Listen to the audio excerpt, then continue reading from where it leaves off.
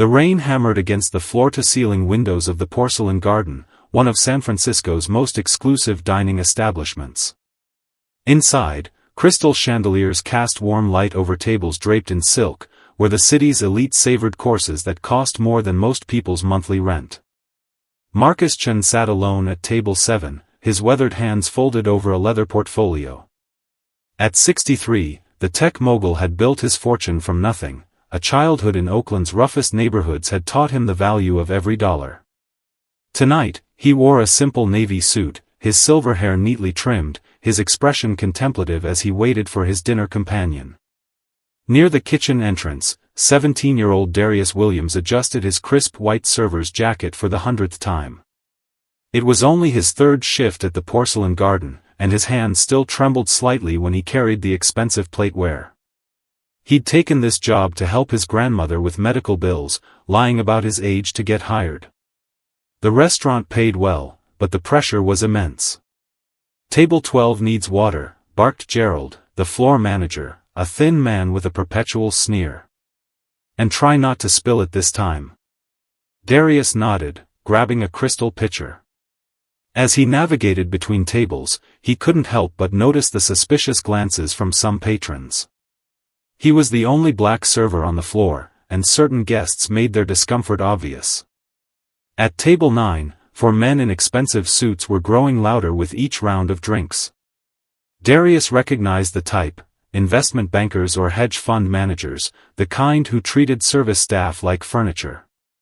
"Another bottle of the Chateau Margaux," demanded the largest of them, a red-faced man named Brett Cunningham. His 3 companions, Todd, Eric, and James, laughed at something on his phone. "Right away, sir," Darius said politely. "Make it quick, kid," Brett sneered. "Some of us have real money to spend here." Darius felt his face burn but said nothing. He'd learned that responding only made things worse. As he returned with their wine, Brett deliberately shifted his chair into Darius's path. The bottle wobbled, and though Darius caught it, a few drops splashed onto the white tablecloth. "Clumsy idiot!" Brett roared, loud enough to turn heads across the restaurant. "Look what you've done. This tablecloth probably costs more than your entire wardrobe." "I'm so sorry, sir." Let you what? Ruin more things?" Brett stood, his considerable height towering over the teenager. His friends rose too, forming a semicircle that trapped Darius against their table. "We should speak to the owner about the quality of help they're hiring these days," Todd said, his voice dripping with contempt. "Clearly standards have slipped." "Maybe he needs to learn a lesson about respecting his betters," Eric added, cracking his knuckles theatrically. Gerald rushed over, his face pale. "Gentlemen, please, I apologize profusely. We'll comp your entire meal." "We don't want a free meal," Brett interrupted, jabbing a finger at Darius. "We want him fired. Now. And maybe we'll teach him some manners in the parking lot first." The restaurant had gone silent. Other diners watched with expressions ranging from discomfort to disgust, though whether they were disgusted with the scene or with Darius was unclear. Darius's heart pounded. His grandmother needed him to keep this job. But these men were advancing on him, and Gerald was doing nothing to stop them. Actually, a calm voice cut through the tension. The young man was navigating around an obstacle you deliberately placed in his path. Every head turned toward table 7. Marcus Chen had risen, his presence commanding despite his modest stature. He walked toward the confrontation with unhurried confidence. "This is none of your business, old man," Brett snarled. "Go back to your wonton soup." Marcus's expression didn't change. "I saw the entire incident. You intentionally obstructed him, then blamed him for the predictable result. That's both dishonest and cowardly." Brett's face turned purple. "Do you know who I am? I manage a billion-dollar portfolio at Weston Capital. One call and I can make sure you never." "Are you threatening me, Mr. Cunningham?" Marcus asked mildly. "That's interesting. Please, continue. Something in Marcus's tone made Brett hesitate. Todd leaned in, whispering urgently, "Brett, maybe we should." "Shut up," Brett snapped. But doubt had crept into his eyes. Something about this elderly Asian man's calm confidence was unsettling. Gerald, sensing an opportunity, intervened. "Sirs, perhaps we could all calm down. I'm sure this is just a misunderstanding." "There's no misunderstanding," Marcus said firmly. "These 4 men have been harassing your employee, threatening violence, and making racial remarks. I assume the Porcelain Garden has policies against such behavior from guests." Gerald's mouth opened and closed like a fish. The owner, Catherine Delacroix, would be furious if word got out about racial harassment in her restaurant. But these men were wealthy regulars. "Well, that is..." Gerald stammered. "Let me simplify this for you," Marcus continued. "Either you protect your employee and ask these gentlemen to leave, or I will make a phone call that will very much interest the restaurant owner." "And who the hell are you to make threats?" Brett demanded, though his voice had lost some of its bluster. Marcus pulled out his phone with deliberate slowness. "Let's find out." "Catherine?" "Yes, it's Marcus. I'm at your restaurant, and we have a situation." Gerald's face went from pale to ashen. Catherine Delacroix answered on the first ring, and even across the room, they could hear her delighted greeting, "Marcus. I didn't know you were coming in tonight." As Marcus calmly described the scene, Brett's confidence visibly crumbled. He pulled out his own phone, frantically typing. His face went white as he stared at the search results. "Oh no," he whispered. "Oh God, no." "What?" Todd grabbed the phone, then froze. That's Marcus Chen. Chen Innovations. He's worth $8 billion. And he sits on the board of Weston Capital, Eric finished, his voice barely audible. "He sits on our board." The 4 men looked like they might be sick. Marcus Chen wasn't just a billionaire, he was one of the most influential tech investors in Silicon Valley. His word could end careers with a single email. Brett's knees seemed to buckle slightly. "Mr. Chen, we didn't, please, I apologize." "You don't apologize to me," Marcus said quietly. "You apologize to him." He gestured to Darius, who stood frozen in shock. The 4 men turned to Darius, their earlier aggression completely evaporated, replaced by desperate contrition. "I'm so sorry," Brett mumbled, unable to meet Darius's eyes. "That was completely inexcusable. Please forgive me." The others echoed similar sentiments, their words tumbling over each other. Marcus addressed Gerald next. "I assume these gentlemen will be leaving now?" "Yes, immediately," Gerald said quickly, finding his spine now that the power dynamics had shifted. "And they won't be welcome back." As security escorted the 4 men out, Brett making one last pleading glance toward Marcus, who ignored him completely, the restaurant slowly resumed its normal buzz of conversation.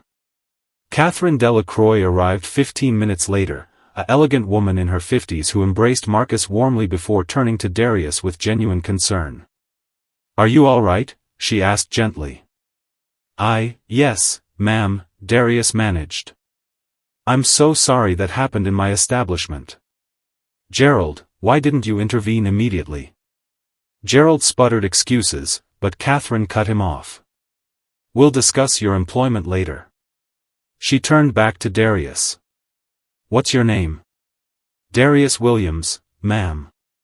"Well, Darius, you handled yourself with remarkable composure. How long have you been working here?" 3 weeks, ma'am." "And how old are you?" "Truthfully." Darius hesitated, then admitted, 17. "I needed the job for my grandmother's medical bills." "I'm sorry I lied about my age." Catherine exchanged a glance with Marcus, who nodded slightly. "Come to my office tomorrow at 2 o'clock. We need to talk about your situation, and no, you're not fired." After Catherine left, Marcus invited Darius to join him at table 7. Still dazed, Darius sat across from the billionaire. "Thank you, sir," Darius said. "I don't know what would have happened if you would have handled it," Marcus interrupted gently. "But you shouldn't have to. Tell me, what do you want to do with your life?" "I'm trying to get into college. I want to study computer science, but..." Darius shrugged. "Money's tight." Marcus pulled a business card from his wallet. "My company has a scholarship program for students from underserved communities. It covers full tuition, room, board, and provides a stipend. The application deadline isn't until March, but I'd like you to apply." Darius stared at the card, then at Marcus. "Why would you do this for me?" "Because someone did it for me," Marcus said simply. "When I was 19, working 3 jobs to support my mother, a stranger saw me getting harassed at a grocery store. He didn't just defend me, he hired me at his startup, paid for my night classes, and became my mentor. Everything I have today started with that act of kindness. I don't know what to say. Say you'll work hard, treat people with respect, and when you're successful, help someone else the way I'm helping you." Marcus smiled.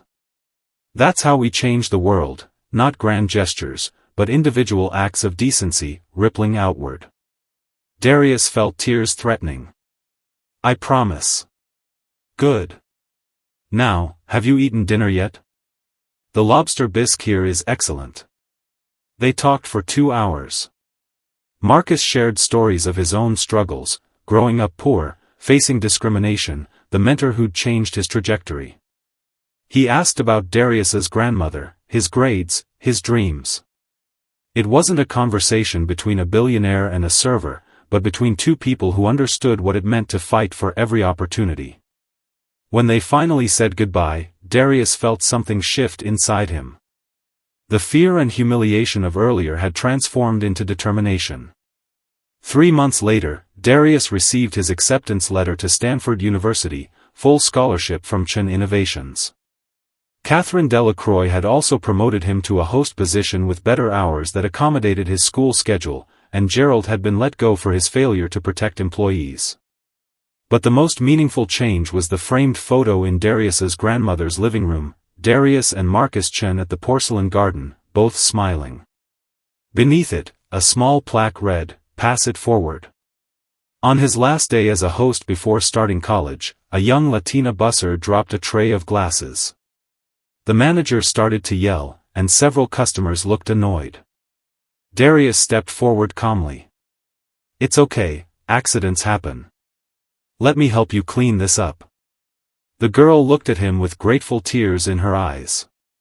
"What's your name?" Darius asked kindly. "Sophia." "Sophia, are you in school?" As he helped her clean, asking about her dreams and her challenges, Darius felt Marcus's words echo in his mind. That's how we change the world, individual acts of decency, rippling outward. True power isn't measured by wealth or status, but by the choice to stand up for those who cannot stand up for themselves. Dignity and respect should be universal, not privileges earned by position. The most profound way to honor the kindness we've received is to extend it to others, creating endless ripples of positive change. Judge people by their character, not their circumstances. You never know whose life you might be changing, or who might change yours. Friends, if you are enjoying our videos and want to watch new and exciting black man stories every day, then don't forget to subscribe to the channel. Also, make sure to turn on the bell icon so you never miss any of our latest uploads. Like the video and share it with your friends as well, so our community can continue to grow and bring you even more amazing content.